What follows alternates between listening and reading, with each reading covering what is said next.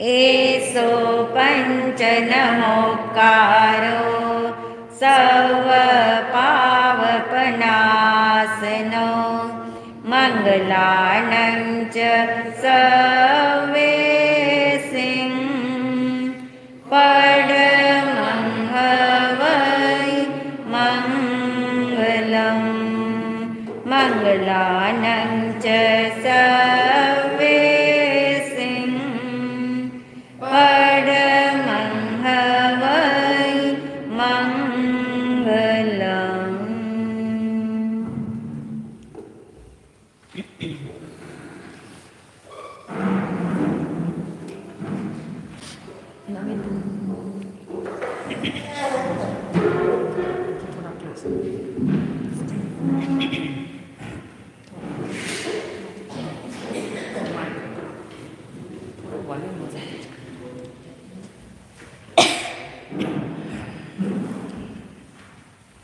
हाथ जोड़े, आंखें बंद।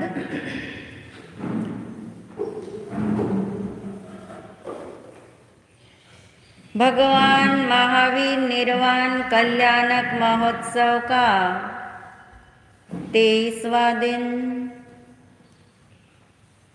जिन वाणी के प्रति भीतर में अहोभाव जगाएं।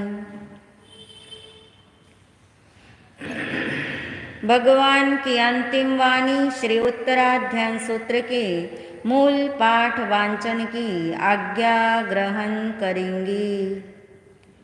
इच्छाकारेण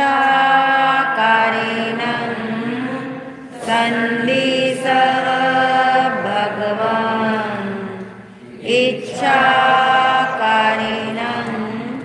संदिशः भगवान् इच्छाकारेण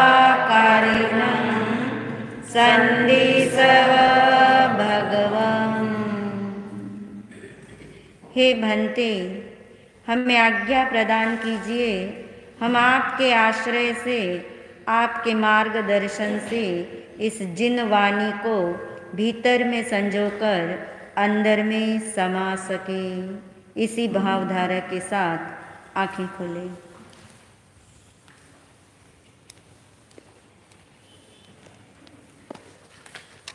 श्री उत्तराध्यान सूत्र का आज 23वां अध्ययन केशी गौतम के नाम है।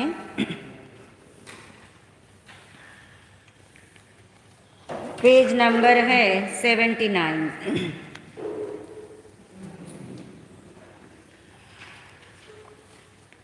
जीने पासिति नामेनं अरहालोग पुयो संबुद्धप्पाय सवन्नो धम्म तिथयरे जीने तस् लोग पदिवस आशीषि से मामायसे केसी कुमार समने विद्याचारण पारगे ओहि नान सुये बुद्धे सीसे संग समाउले गामन गामंग्रियन्ते सावत्तिं नगरी मागये तिन्दुयं नाम उज्जानं तम्मी नगर मंडले पासुये सेज्ज संथारे तत्तवासमुवागये आहतेनेव कालेनं धम्म तिथयरे जिने भगवं बद्धमानिति सवलोकमि विसूये तस्य लोकपदिवस आशीषि से मायसे भगवं गोयमे नाम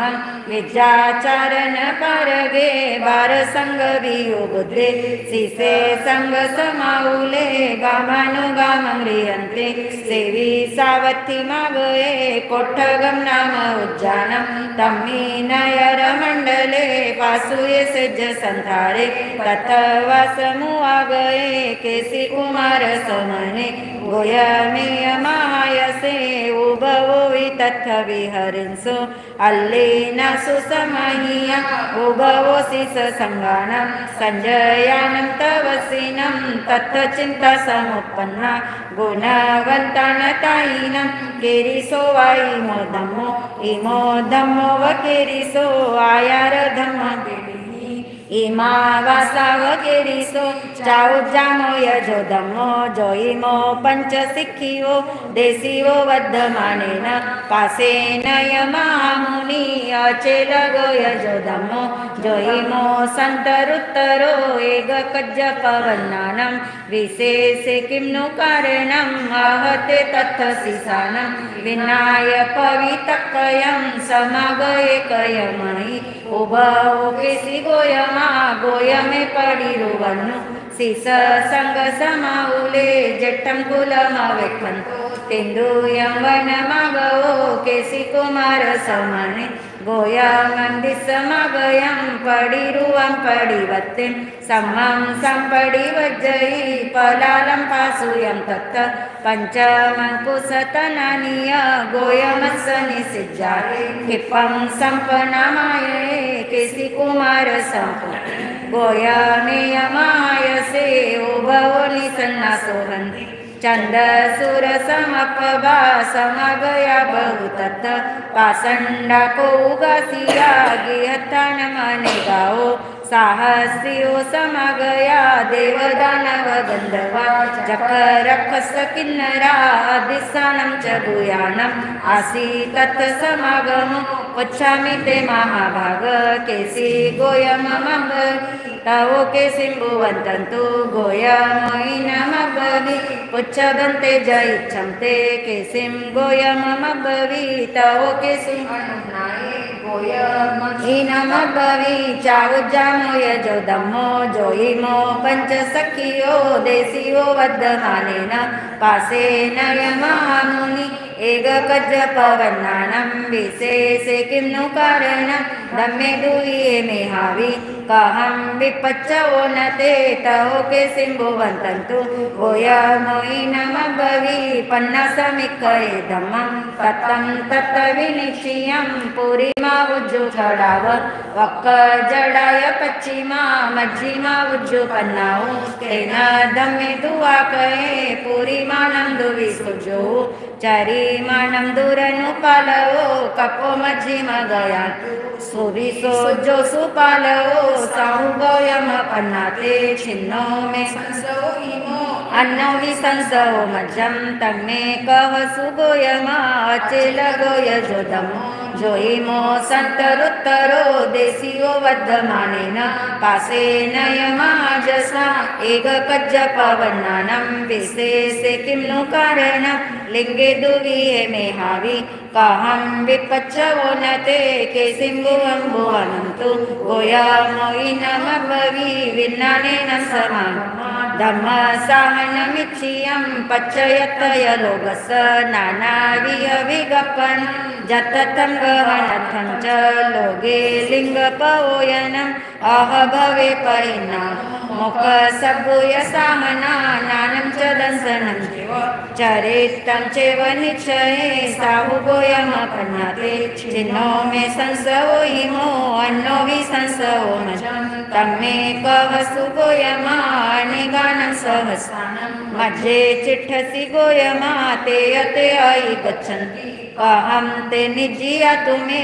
गे जिये जिया पंच पंच जिये जिया दस दस हाउ जिने सव सत्तु जिनमहं सत्तु यही के उत्ते केसी गोयममभवि तव केसिम्बुवन् गोयमयिनमभवि एक पाजिये सत्तु कसाय इंद्रिया नियते जिनितु जहानायं विहरामि अहं मुनि साहु गोयमपन्नाते छिन्नो मे संसवो इमो अन्नो विसंसवो मज्जं तन्मे कहसु गोयमा दिसन्ति बहवे लोये पाशबद्धा शरीरेनो मुखपाशलहुभो कहं तं विहरसि मुनि ते पासे सवसो चित्ता निहन्तु न उवायो मुखपाशो लहुभो विहरामि अहं मुनि पासाय एका उत्ता केसी गोयममभवि केसी मे वम्बुवन्तन्तु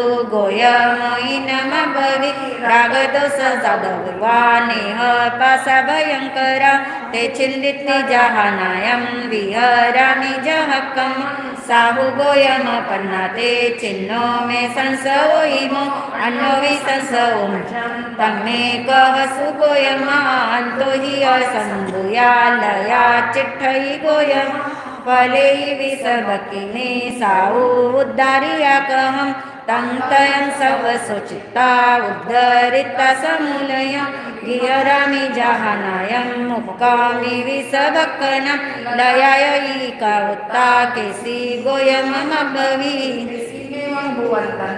गोयमोयिनमभवि भवतन्नालया उत्ता भीमा भीमफलोदय तमुच्चित्तु जहानायं विहरामि महामुनि साहु गोयमपन्नते छिन्नो मे संसवो इमो अन्नो विसंसवो तम्मे कहसु गोयमा संपज्जलिया घोरा अगी चिठ्ठई गोयमा जेडवंती शरीरता कहं विजाविया तुमे महामे अपसूयाओ गिज्जवारी जलुत्तमं निचामि सययं तेउ सितानुडहन्ति मे अगियई के उत्ते केसि गोयममभवि ताओ के सिंभुवन गोयमोयिनमभवि कसायाग्निन उत्ता सूयशीलतवो जलं सूयधाराभिहया सन्ता भिन्ना उडहन्ति मे साहु गोयमपन्नाते छिन्नो मे संसवो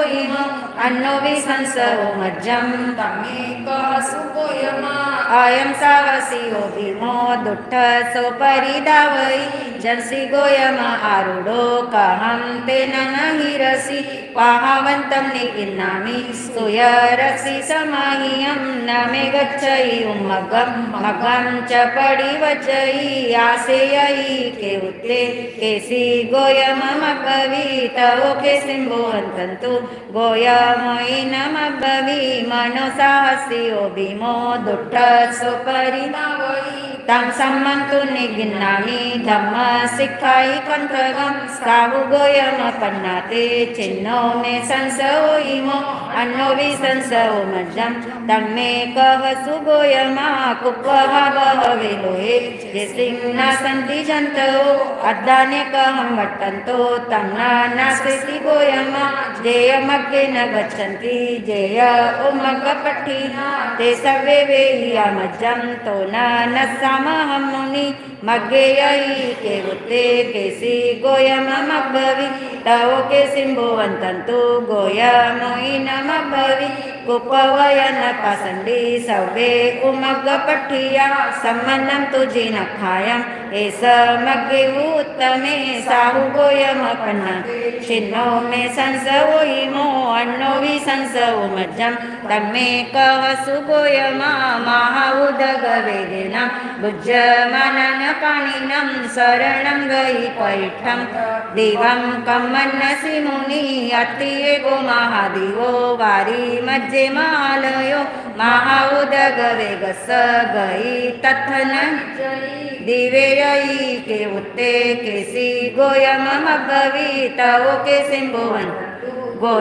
गोयमोयिनमभवि जरामरण वेगेन भुज्यमानन पाणिनं दमो दिवो पैठाय गई शरणमुत्तमं साहु गोयमपन्नाते छिन्नो मे संसवो इमो अन्नो विसंसवो मज्जं तं मे कहसु गोयमा अन्नवंसि महोवंसि नावा विपरिधावै जंसि गोयमारूढो कहं पारं गमिष्यसि जाय अस्साविनी नावा न सा पारसगामिनी जानिरस्साविनी नावा साहु पारसगामिनी नावायई का उत्ता केसि गोयममभवि तवो के सिंभुवन्तन्तु गोयमोयिनमभवि शरीरमाहुनावत्ति जीवो उच्चैनावियो संसारो अन्नवो उत्तो जंतरन्ति महेशिनो साहु गोयमपन्न छिन्नो मे संसवो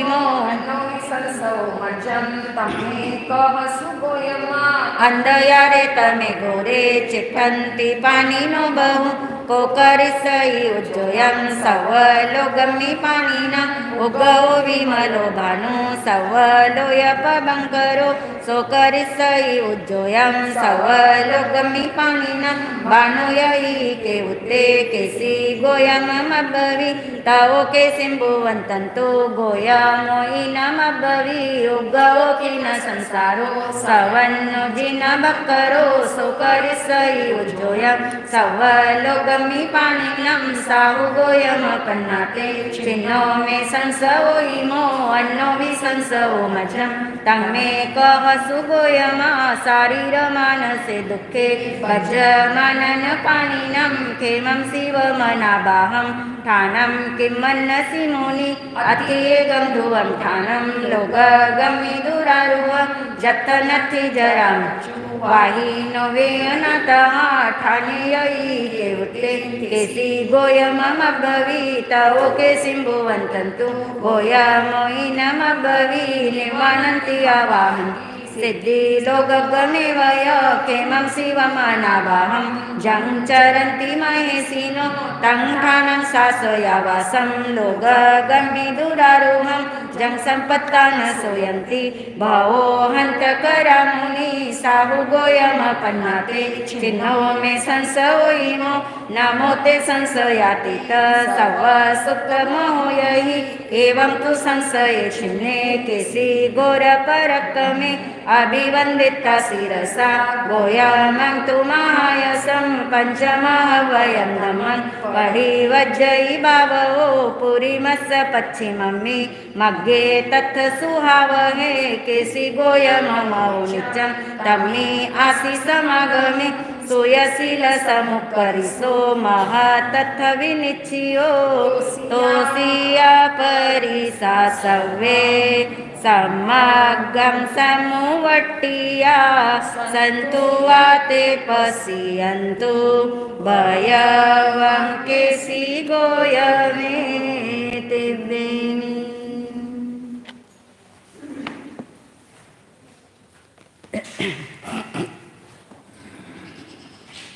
मैं हूँ आत्मा शुद्ध आत्मा शुद्ध आत्मा को नमन। मैं हूँ आत्मा शुद्ध आत्मा शुद्ध आत्मा की शरण। गुरुवंदना गुरुवंदना गुरुवंदना बारंबार गुरुवंदना गुरुवंदना गुरुवंदना बारंबार। परम श्रद्धेय परम उपकारी महाराज श्री के चरणों में अनंत वंदन नमन। सभी शुद्ध आत्माओं को अनंत वंदन नमन। भगवान महावीर निर्वाण कल्याणक महोत्सव का 23वां दिन। अभी हमने श्री उत्तराध्ययन सूत्र के 23वें अध्ययन का मूल पाठ श्रवण किया और उसका विवेचन जानने से पहले हम दोहराने वाले हैं 1 से लेकर 22 अध्ययनों के नाम। आपकी भी जोर की आवाज रहेगी साथ में।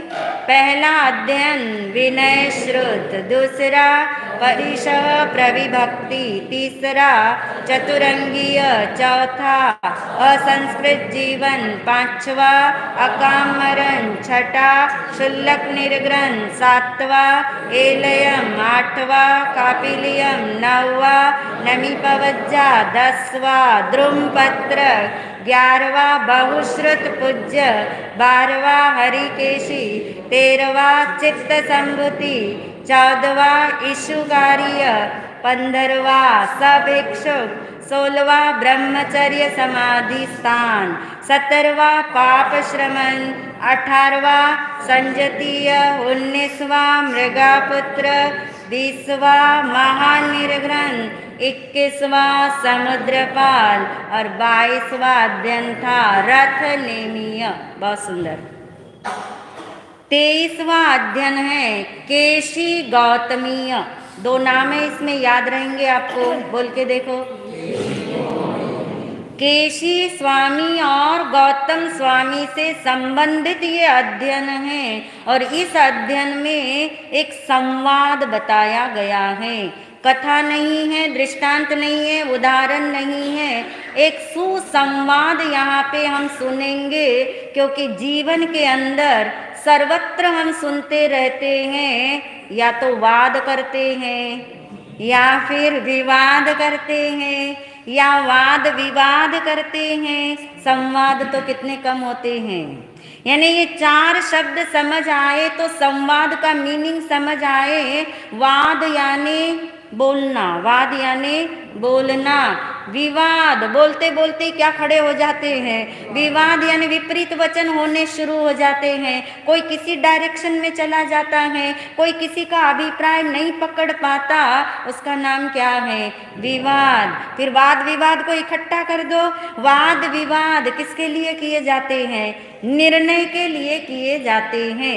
वाद विवाद में पक्ष और विपक्ष होते हैं, वाद विवाद में तर्क और वितर्क होते हैं, और वाद विवाद में हार और जीत होती है कि एक पक्ष हारेगा एक पक्ष जीतेगा, उसका नाम क्या है, वाद विवाद। इस 23वें अध्ययन में संवाद है, वाद विवाद नहीं है, पक्ष विपक्ष नहीं है, विवाद भी नहीं है और सामान्य कथन भी नहीं है। ये संवाद क्या चीज है, वो भी दो प्रकार के होते हैं।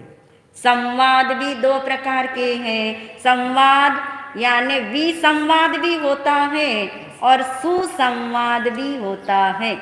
विसंवाद यानी संवाद का मतलब अच्छे लक्ष्य से बोलने के लिए बैठे हैं, अच्छे सुलझाने के लिए बैठे हैं प्रश्नों को, मगर संवाद करते करते विसंवाद भी हो जाते हैं। यानी दिशाएं क्या होती है, विपरीत, लक्ष्य क्या होते हैं, बदल जाते, एक दूसरे के दोष छीटाकाशी आदि होने लगती हैं, तो वो क्या है, वो विसंवाद है। और सुसंवाद क्या चीज है, जिस लक्ष्य से संवाद यानी बातचीत शुरू हुई, चर्चा शुरू हुई, उस लक्ष्य से बदलते नहीं, सम्यक लक्ष्य पे टिके रहते हैं। और ये मेरा संवाद विसंवाद है या सुसंवाद है, इसका पैमाना भगवान ने बताया। सुसंवाद में समाधान मिलते हैं और विसंवाद के अंदर अनेक प्रश्न और समस्याएं फिर से क्या होती है, खड़ी हो जाती हैं। तो केशी गौतमीय ये 23वें अध्ययन में एक सुसंवाद है और वो सुसंवाद, ये अध्ययन पूरा समाधानात्मक अध्ययन है। केशी स्वामी कौन है वो भी जानेंगे, गौतम स्वामी कौन है उसे भी जानेंगे, दोनों का सुसंवाद क्यों हो रहा है वो भी हमें समझ आएगा, और क्या समाधान चाहिए था वो भी हम समाधिस्थ करने वाले हैं। कुल मिला के ये अध्ययन सम्मिलन का अध्ययन है। सम्मिलन यानी दो विरल विभूतियों का मिलन होने वाला है। मिलन तो बहुत देखे आपने, सम्मिलन, सम्मिलन यानी सम्यक प्रकार से मिलना होगा, समाधान के लिए मिलना होगा। ये मिलना इनका अन्य से मिलना नहीं है, ये मिलना अपनों से मिलना नहीं है, ये सम्मिलन किससे मिलाएगा, अपने से मिलाएगा, इसका नाम सम्मिलन है। और इस सम्मिलन का हार्द बताया गया, जो मर्म है उसका, उसको हम पहले पहचान ले तो कहना होगा ये आर्ट ऑफ लिविंग भी है। रोजमर्रा जीवन की जो समस्याएं हैं, जो भिन्नताएं हैं, जो विविधताएं हैं, जो विचित्रताएं हैं, जीवन में भी हैं, विचारों में भी हैं, वाद में भी यानी बोलने में भी हैं और आचरण में भी दिखाई देती हैं। इसके लिए इसमें 3 बड़े बड़े समाधान यदि हम चुन पाए तो समझना हमें इस अध्ययन का सार समझ आ रहा है। पहला हार्द बताया गया, भिन्नता में अभिन्नता को देखो। क्या है, भिन्न में एकता को बिठाओ, विविधता में किसको बिठाना, एकता को बिठाना। नंबर 3 बताया गया, विचित्रता में समन्वय रखो, समन्वय को बिठाओ। पहला था भिन्नता में अभिन्नता को देखना, दूसरा विविधता में एकता को बिठाना, तीसरा था विचित्रता में समन्वय बिठाना। ये सम्मिलन का रहस्य है। यदि हम किसी से मिले तो ये जीवन का उद्देश्य हो, यदि हम बात करें तो भिन्नता में अभिन्नता देखने की कला हमारे पास में हो, विविधता के अंदर एकता नजर आ जाए तो टकराहट होगी ही नहीं, संघर्ष होंगे ही नहीं, और विचित्रता में समन्वय बैठ गया तो भगवान का अनेकांतवाद सिद्धांत जीवन में समा जाएगा। ये इस अध्ययन का हार्द है, मर्म है। जहाँ इस अध्ययन की शुरुआत ही वहाँ से की गई कि जब कभी हम संयमी आत्माओं को देखते हैं, मोक्ष मार्ग पे चलने वाले साधक साधिकाओं को देखते हैं, और उनमें जब भिन्नता दिखाई देती है, उनके अंदर जब विविधता दिखाई देती है, तो या तो हम चर्चा करते हैं या फिर निंदा करते हैं। ये दो परिणाम अलग हैं और दो बताए हैं। कुछ लोग चर्चा करते हैं विविधता को देखकर, विचित्रता को देखकर, और कुछ लोग निंदा करते हैं, मगर कुछ लोग विस्मय जताते हैं। विस्मय यानी आश्चर्य, अरे ऐसा क्यों है, ये ऐसा क्यों, एक ही प्रयोजन है, एक ही लक्ष्य है, एक ही उद्देश्य है, एक ही हेतु और कारण है, फिर ये ऐसी विविधता विचित्रता क्यों है, ऐसा विस्मय जागता है। और बहुत भव्य वे जीव होते हैं जिन्हें जिज्ञासा जागती है, जो ये जानना चाहते हैं कि आखिर इसके मूल में क्या है, इसका कारण क्या है। उस कारण तक जो पहुंचते हैं उनका निवारण हो जाता है। इतनी सारी बातें हमें इस अध्ययन में चुनने को मिलेगी। हम पहले ही मोती बिखेर देते आपके आगे ताकि आप क्या करो, इनमें से चुन सको क्या मुझे ग्रहण करना है, ये समझ आ सके। तो अब चले हम अध्ययन की तरफ। कौन है केशी स्वामी और कौन है गौतम स्वामी, दोनों का परिचय आपको है। केशी स्वामी भगवान किसके शिष्य हैं? पार्श्वनाथ, 23वें तीर्थंकर भगवान पार्श्वनाथ की परंपरा के शिष्य हैं। और गौतम स्वामी के बारे में तो सभी जानते, भगवान महावीर के प्रथम गंधर्व पट्टदर शिष्य कौन है? गौतम स्वामी। कहते हैं केशी स्वामी मैंने भगवान पार्श्वनाथ और भगवान महावीर जी में ज़्यादा अंतर नहीं था, ये तो आप सबको पता है। सिर्फ और सिर्फ 250 वर्ष का अंतर है। इसलिए उनकी परंपरा के शिष्य भी भगवान महावीर जी के समय नजर आ रहे हैं, और वो है केशी स्वामी के रूप में 3 ज्ञान के धारी हैं। और उनका परिवेश कैसा है? कल्पसूत्र में जाना था ना हमने। हाँ, यानी उनके यहाँ कल्प यानी मर्यादा कौन सी नहीं है? आचेलक्य यानी वस्त्र के संबंधित मर्यादा दूसरे तीर्थंकर से लेकर 23वें तीर्थंकर तक नहीं है। पहले और अंतिम तीर्थंकर के साधु साध्वी के लिए सफेद वस्त्र की ही मर्यादा यानी कल्प है। तो ये सारे पार्श्वनाथ भगवान की परंपरा के शिष्य दिखाई दे रहे हैं। उद्देश्य उनका वही है, प्रयोजन एक ही है, साधना एक जैसी है। मगर यदि उनके दर्शन करते हैं तो पहले तो कौन दिखाई देते? कपड़े। और कपड़ों में ही लोग क्या होने लगे? अटकने लगे। श्रावस्ती नगरी की बात है। केशी स्वामी श्रावस्ती नगरी में तिंदुक नाम के उद्यान में विराजे हैं, और भगवान महावीर जी के शिष्य गौतम स्वामी विचरण करते करते कोष्टक नाम के उद्यान में श्रावस्ती नगर में ही विराजमान हैं। दोनों के ही शिष्य आहार पानी आदि के लिए जाते हैं। घर घर में जब जाते हैं, लोग जब उन्हें देखते हैं परिवेश का अंतर, तो उन्हें विविधता लगती है, ये भिन्नता लगती है। उन्हें लगता है कि एक ही अनुयायी है, एक ही लक्ष्य के अनुयायी हैं, एक ही इनका हेतु और कारण है। फिर ये विभिन्नता क्यों है? कुछ लोग चर्चा करेंगे, कुछ लोग निंदा करेंगे, कुछ आश्चर्य व्यक्त करते हैं, कुछ के मन में क्या जागती है? जिज्ञासा। दूसरा एक और आश्चर्य उनके भीतर में था। और वो आश्चर्य ये था, जब कभी कोई व्यक्ति उनकी वाणी सुनने जाए और इनकी वाणी सुनने जाए तो अलग अलग एक चीज विभिन्न नजर आती थी, और वो है भगवान पार्श्वनाथ जी की परंपरा में चातुर्याम धर्म चलता था।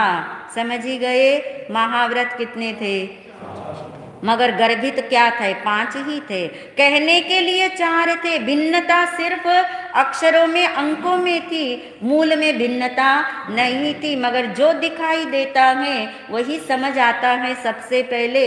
और इधर गौतम स्वामी जी और उनकी शिष्य परंपराओं में क्या घोषणा है? 5 महाव्रत, यानी पंचयाम धर्म है, इधर चातुर्याम धर्म है। बात तो दोनों एक जैसी कहते हैं, तो ये भिन्नता क्यों है? ऐसा श्रावस्ती नगरी में बहुत हलचल है, लोगों को विस्मय है। कुछ लोग निंदा करते हैं, कुछ लोग चर्चा करते हैं। जो निंदा और चर्चा करते हैं उनका परिणाम तो विकृत निकलता है, मगर जिनको विस्मय जागे, जिज्ञासा जागे, उनको क्या मिलता है? समाधान। कुछ जिज्ञासु भगवान गौतम स्वामी जी के पास, कुछ जिज्ञासु केशी स्वामी जी के पास जाके जिज्ञासाएं रखते हैं। और ये वातावरण देख करके केशी स्वामी जी को समझ नहीं आया क्या किया जाए। गौतम स्वामी जी ने पहल की। उन्होंने सोचा हम मिल लेते हैं। किससे मिल लेते हैं? हम आपस में मिल लेते हैं, चर्चा कर लेते हैं, समाधान जनता का भी हो जाए, समाधान अपना भी हो जाए। और वो दिन आ गया जब सम्मिलन हुआ। गौतम स्वामी स्वयं चल के आए हैं। बड़े कौन हैं? केशी स्वामी, परंपरा वाइज भी बड़े हैं। केशी स्वामी जी के पास 3 ज्ञान हैं, और ये तो पता है ना आपको, गौतम स्वामी जी के पास 4 ज्ञान के धारी हैं, वो 3 ज्ञान के धारी हैं। मगर इस क्षयोपम ज्ञान की तो कोई महिमा जिन्हें ये ज्ञान होते उन्हें नहीं आती, देखने वाले को आती है। वे नहीं समझते कि ये 3 ज्ञान कम ज्ञान है, चौथा 4 ज्ञान ज्यादा ज्ञान है। वो तो जानते ज्ञान एक ही है, मात्र केवल ज्ञान है, आत्मज्ञान है। जानना जानने वाला ज्ञान सबके पास समान रूप से है। गौतम स्वामी कोष्टक उद्यान से चले केशी स्वामी की तरफ आने के लिए, और वो केशी स्वामी जी परंपरा के अनुसार वे बड़े हैं, दीक्षा में भी वे बड़े हैं। मगर उनकी विनम्रता, उनकी वो पात्रता, उनकी वो मृदुता, गौतम स्वामी जी को आता देखते ही उठ के खड़े हो गए, उन्हें लेने गए, उन्हें बैठने के लिए आसन दिया। पहले उन्हें बिठाया और फिर स्वयं वहाँ पे विराजमान हुए।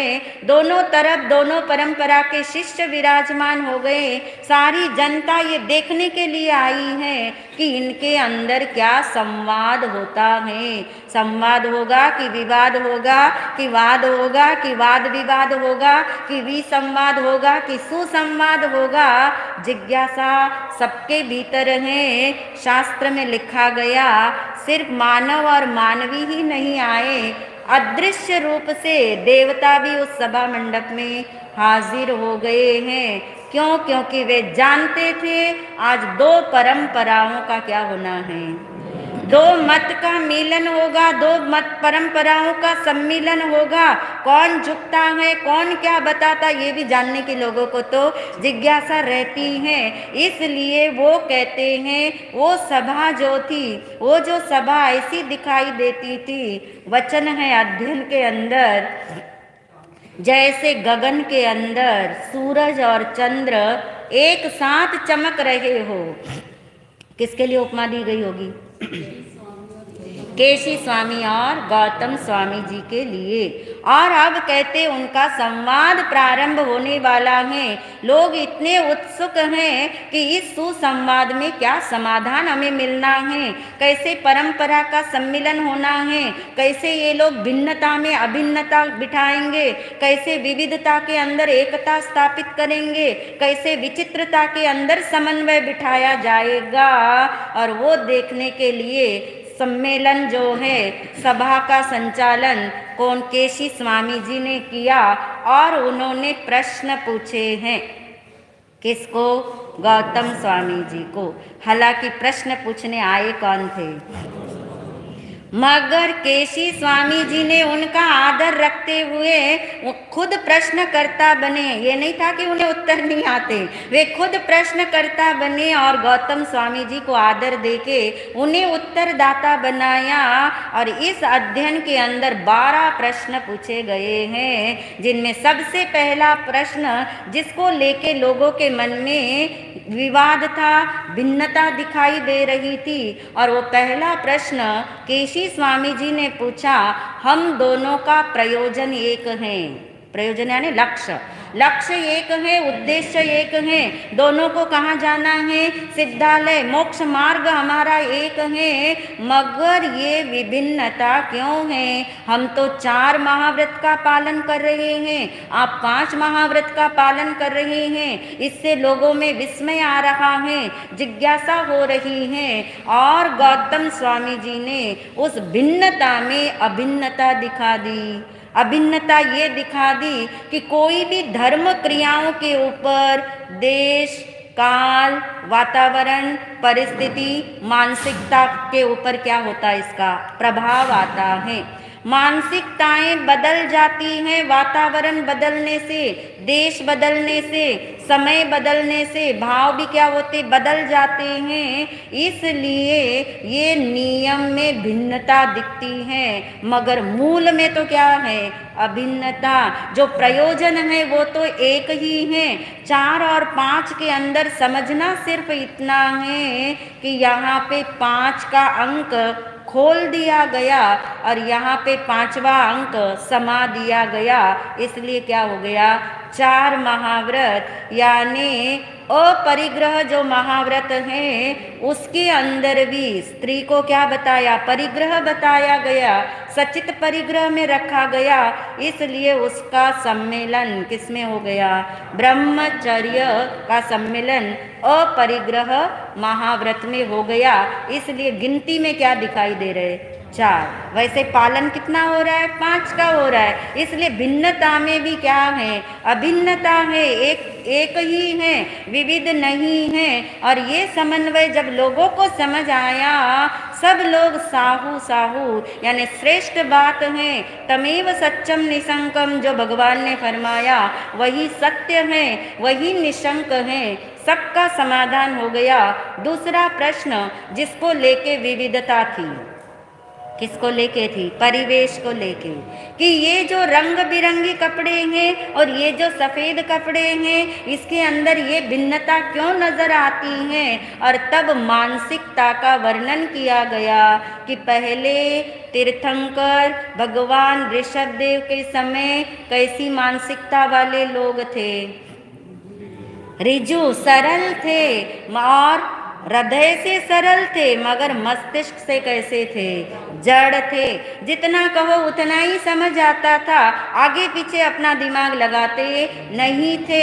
इसलिए वहाँ पे कल्प एक ही रखा गया, कोई विकल्प नहीं दिया गया, बस सफ़ेद ही कपड़ा धारण करना है।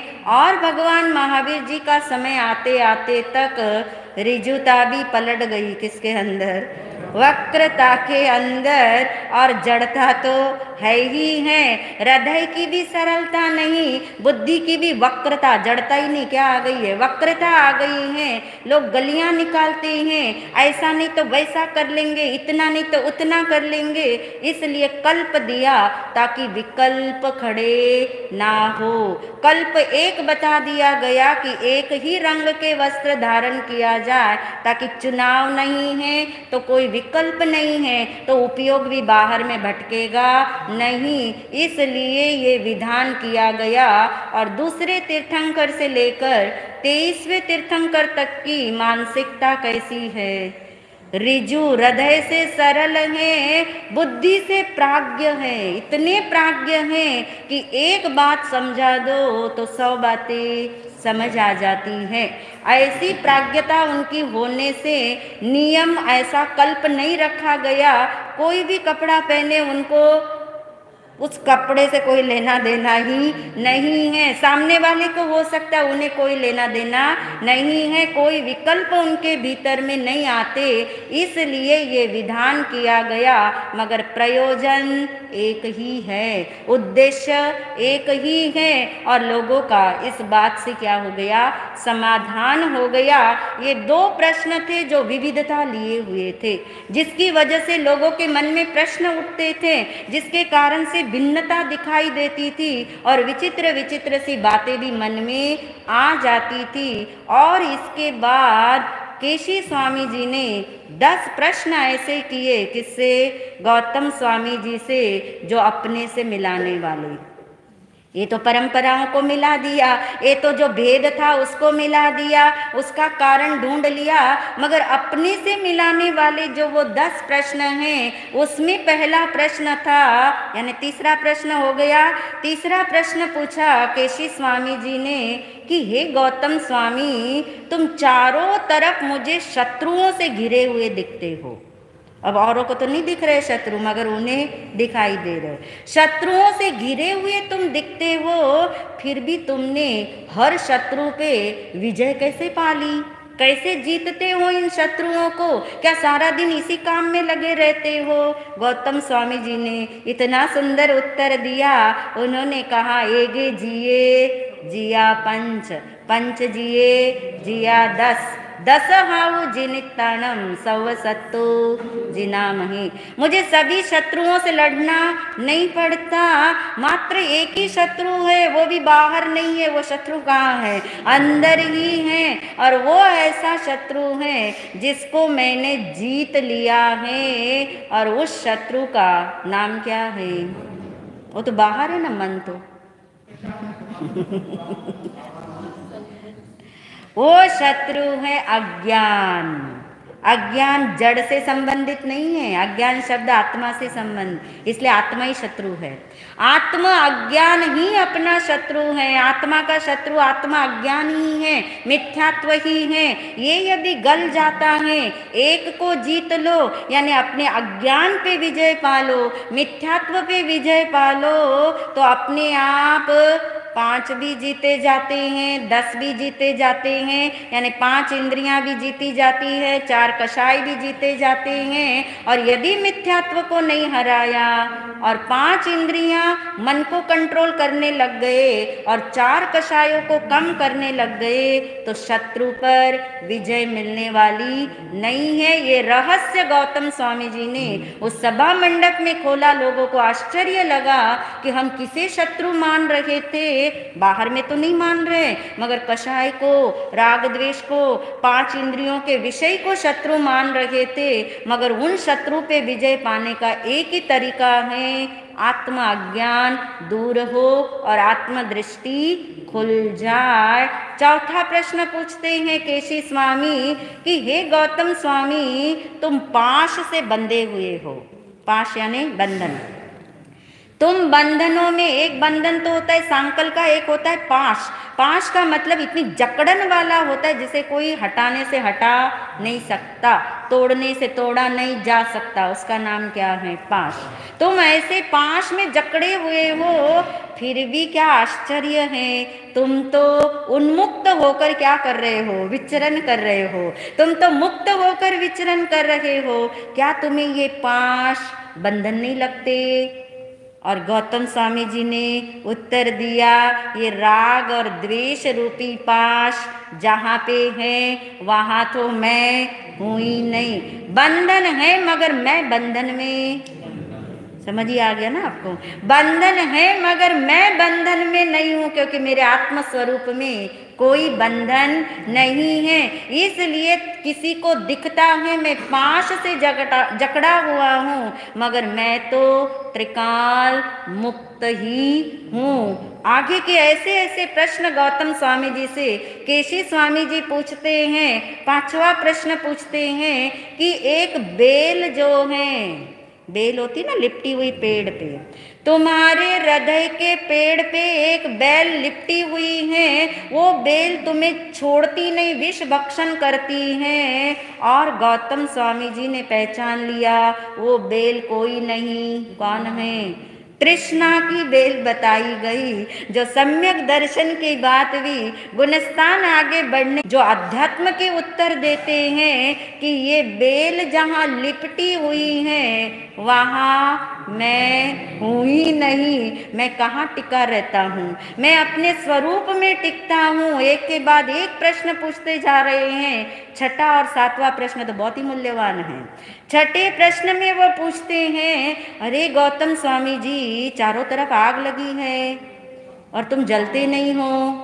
कौन सी आग लगी है? कषाय की आग, और तुम जलते नहीं हो। उन्होंने कहा, मैं तो ज्ञान धारा में बैठा रहता हूँ। ज्ञान धारा यानी ज्ञान की जल धारा जो है, मैं उसमें रमन करता हूँ। और ये आग कहाँ लगी है? कर्म धारा में। जहाँ ये आग लगी है वो आग उलांग करके मेरे भीतर आ ही नहीं सकती, क्योंकि मेरे पास कौन सा जल है? आत्मज्ञान का जल है। ज्ञान धारा में मैं बैठा हूँ। सातवें प्रश्न में पूछते हैं, अरे गौतम स्वामी जी, तुम तो घोड़े पे बैठे हो। कितना दुष्ट है घोड़ा, कितना भयंकर है, कितना साहसी है। इधर उधर तुम्हें दौड़ा रहा है, फिर भी तुम दौड़ते हुए दिखते हुए भी तुम स्थिर हो, भटक नहीं रहे। कौन सा घोड़ा है? मन का घोड़ा। और उन्होंने कहा, मैंने अपने घोड़े को सही दिशा दिखा रखी। लगाम मेरे पास में है, श्रुत रूपी रस्सी से मैंने उसे बांधा है, स्व अध्याय की रस्सी से बांधा है, आत्मबोध की रस्सी से बांध रखा है। ये घोड़ा मुझे भटकाता नहीं है। आठवां प्रश्न पूछा कि हे केशी स्वामी, हे गौतम स्वामी, यदि तुम इस जीवन के अंदर मुझे ऐसा नजर आता है, जिस रास्ते पे तुम चल रहे हो चारों तरफ भटकाव ही भटकाव है। कुपथ शब्द दिया है, कुपथ। इतने कुपथ हैं आपके चारों तरफ, फिर भी तुम सतपथ पे कैसे चलते हो? और उन्होंने बताया, मैं जितने भी कुपथ हैं उसे देखता ही नहीं हूँ। मैं एक कदम भी उनके ऊपर चलता नहीं हूँ। क्यों नहीं चलता? क्योंकि मेरा सतपथ जो है वो 100% का उपयोग मेरा कहाँ रहता है? वो सतपथ पे रहता है। और 9वां प्रश्न धर्म से संबंधित पूछा कि हे गौतम स्वामी, जन्म मरण का क्या चल रहा है? प्रवाह चल रहा है। इस प्रवाह में कौन से द्वीप पे तुम बैठे हो? धर्म द्वीप पे। धम्मो दियो गई ठानम, गई शरणम उत्तमम। एक ही द्वीप है। धर्म यानी स्वभाव। धर्म बोलते ही आत्मस्वरूप याद आए। अब हमें धर्म क्रिया याद नहीं आए, पुण्य सत्कर्म याद ना आए। धर्म कहते क्या याद आना चाहिए? आत्म स्वभाव याद आए, आत्मस्वरूप याद आए। मैं वहाँ बैठा रहता हूँ। ये जन्म मरण की लहरें मुझे डुबो नहीं सकती। और 10वां प्रश्न नौका से संबंधित है। इस संसार समुद्र में तैरने के लिए कौन सी नौका है तुम्हारे पास? कौन है नाविक? और आपको तो अच्छे से पता है, शरीर माहू नावती, जीवो उच्चई नावियो, संसारो अन्नवो उत्तो, जंग तरंती महेशिनो। जो महर्षि हैं, जो प्राज्ञ हैं, वो इसे तर जाते हैं। 11वें प्रश्न में पूछा केशी स्वामी जी ने कि ये सूरज जो है ये तो अस्त हो जाएगा। क्या तुम ऐसे सूरज को जानते हो जो कभी अस्त नहीं होता, जिसका प्रकाश 3 लोक में फैलता है? कौन सा भानु है? सर्वज्ञ का, सर्वज्ञ भगवान का जो ज्ञान है वो 3 लोक के लिए कल्याणकारी है। जो भी उसका आचरण करेगा, उस अपनी आत्मदृष्टि को खोलेगा, उसका कल्याण। नरक में भी सम्यक दर्शन होते हैं ना, 7वीं नरक में भी सम्यक दर्शन हो सकते हैं। ऐसा ये सर्वज्ञ का सूरज सर्वत्र क्या है? चमकता है। और अंतिम प्रश्न पूछा, हे गौतम स्वामी, क्या तुम ऐसे स्थान को जानते हो जिस स्थान पे चले जाने के बाद दोबारा संसार में आना नहीं? कौन सा स्थान है? शिवमयल अरुय, यानी वो स्थान जो ध्रुव है, अचल है, अनुपम है, सुंदर है, जहाँ पे जाने के बाद जन्म नहीं, जरा नहीं, रोग नहीं, मरण नहीं, कर्म नहीं, काया नहीं। ऐसा वो स्थान सिद्धालय का स्थान है। और ये सुन करके सबने अपनी तरफ आना शुरू किया, अपने से मिलने की तैयारियां की। सबको समाधान मिला, सब जहाँ से आए थे वहाँ चले गए, मगर हम सब अपने में समाए